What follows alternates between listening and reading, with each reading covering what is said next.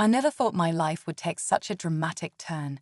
My name is Alex, and for the past 2 years, I've been happily married to my wife, Emily. Or at least, I thought I was happily married. Emily was always confident, strong, and independent, one of the reasons I fell in love with her. But there was something about her lately, a shift in power, an undeniable authority in her tone. And then one evening, she said the words that would change everything. "From now on, Alex, you're the wife." I laughed at first. A joke, right? Just Emily teasing me like she always did. But when I saw the seriousness in her eyes, the way she folded her arms, the way she studied my reaction, my stomach dropped. She wasn't joking, not at all. That night, she sat me down on the couch, her gaze calm but commanding. "I've been thinking a lot about our marriage," she began. "And I realized, things need to change." I swallowed hard. Change. What did she mean? Then she pulled out a neatly wrapped box, placed it in my lap, and whispered, "Open it." My hands trembled as I undid the ribbon, my heart racing. Inside, a silky nightgown, a shade of soft pink, delicate lace trims, beautiful, feminine. I felt my face burn. Was this some kind of prank? "Put it on," she said softly, but it wasn't a request. I stared at the silky fabric in my hands, my throat dry. My mind screamed at me to refuse, to push the box away and tell Emily this was insane. But something stopped me. Maybe it was the way she looked at me, expectant, amused, yet completely serious. Maybe it was the way my heart raced, not just from anxiety, but from something deeper. "Emily, this is a little much, don't you think?" I forced a chuckle, hoping she'd say it was all a joke. But she simply tilted her head, a slow smirk forming. "Put it on." My pulse pounded in my ears. Did I really have a choice? With trembling fingers, I lifted the nightgown from the box. The fabric felt soft, luxurious, almost hypnotic against my skin. I hesitated. Was this a test, a game? "Do it here," Emily instructed, arms folded. She wanted to watch. Heat rushed to my face. I turned away, my hands clumsy as I removed my shirt, then hesitated before sliding the nightgown over my head. The moment the fabric settled against my skin, a shiver ran through me. It was different, strange, unfamiliar. "Turn around." Emily's voice was softer now, yet still in control. Slowly, I turned. Her eyes roamed over me, a glint of satisfaction flashing across her face. Perfect. My stomach twisted. What did she mean, perfect? I thought that was it. That I could slip under the covers, let the night pass, and wake up pretending this never happened. I was wrong. Emily wasn't done. "Come with me." She led me to the vanity mirror, pulling out a small bag filled with items that made my breath hitch: lipstick, foundation, eyeliner. "We're just getting started," she whispered, uncapping the lipstick. My heart pounded. "Emily, this is too much."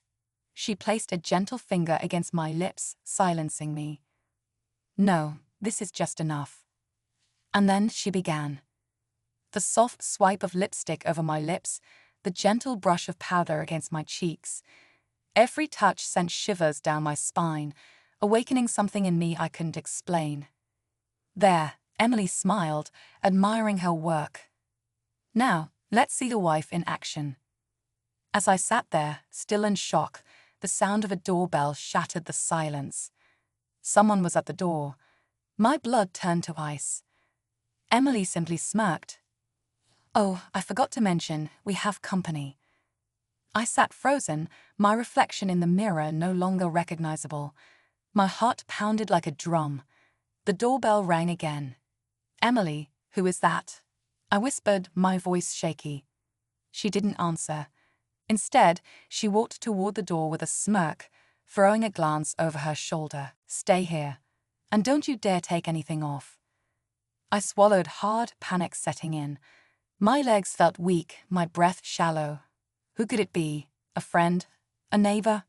What if? What if it was someone I knew? From the vanity, I could hear everything. The sound of the door creaking open, Emily's casual greeting, and then a voice I recognized. "Hey, Em.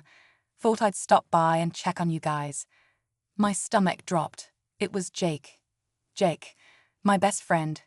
I felt my blood drain. He couldn't see me like this. I had to hide. Now. I scrambled toward the closet, my legs nearly giving out from the unfamiliar feeling of the silky nightgown against my skin. I barely made it inside before I heard footsteps approaching. "Come on in, Jake. Make yourself comfortable." Emily's voice was sickly sweet. Through the crack in the door, I saw Jake settle onto the couch. He had no idea I was just feet away, dressed like this. "Where's your husband?" he asked, casually taking a sip of his drink. "Haven't seen him all day." I clenched my fists, pressing myself against the closet wall. "Oh, he's here," Emily mused, her eyes flickering toward the closet. She was enjoying this. I squeezed my eyes shut, praying she wouldn't. "Why don't you come out and say hi, honey?" My heart stopped. Silence. I felt my breath hitch. She wouldn't. She wouldn't really do this, would she? The next thing I knew, light flooded the closet. I gasped, shielding my face as Emily threw open the door. Jake's eyes widened. "Dude, what the hell?" I was exposed. Standing there, wearing a silk nightgown, makeup still fresh on my face, my secret was out. Jake's eyes were locked on me. His expression was unreadable somewhere between shock, confusion, and something else, disgust, amusement. My breath hitched. I felt exposed, humiliated, frozen in place. "Dude," his voice was barely above a whisper. "What is this?" My lips parted, but no words came out. My mind raced for an excuse, a way to explain, but what could I possibly say? "Go on, sweetheart," Emily purred, stepping behind me and placing her hands on my shoulders. "Tell him the truth." The truth? No, this wasn't how it was supposed to happen. Jake's gaze flickered between me and Emily. I could see the gears turning in his head. "Wait a minute. This isn't the first time, is it?" His voice had an edge now. "Emily, did you make him do this?" Emily laughed. "Oh no, Jakey," she smirked, stepping closer. "This was all him." I flinched as she ran her fingers down my arm, tracing the silky fabric. "Tell him, darling. Tell him how much you love this." I shook my head, my heart slamming against my ribs. "I don't." "Oh." Emily's grin widened. "Then why are you still wearing it?" I felt my stomach drop. Jake's expression shifted. He took a slow step back, his hands raised. "Man, I don't know what kind of game you two are playing, but this is messed up." I wanted to disappear. I needed him to understand. But how? Jake took another step back toward the door. Panic surged through me. If he left now, what would happen next? Would he tell someone? Would my secret be out forever? "Wait, Jake, please." He paused, just for a second, but it was enough for Emily to strike. "Oh, don't be such a coward," she rolled her eyes.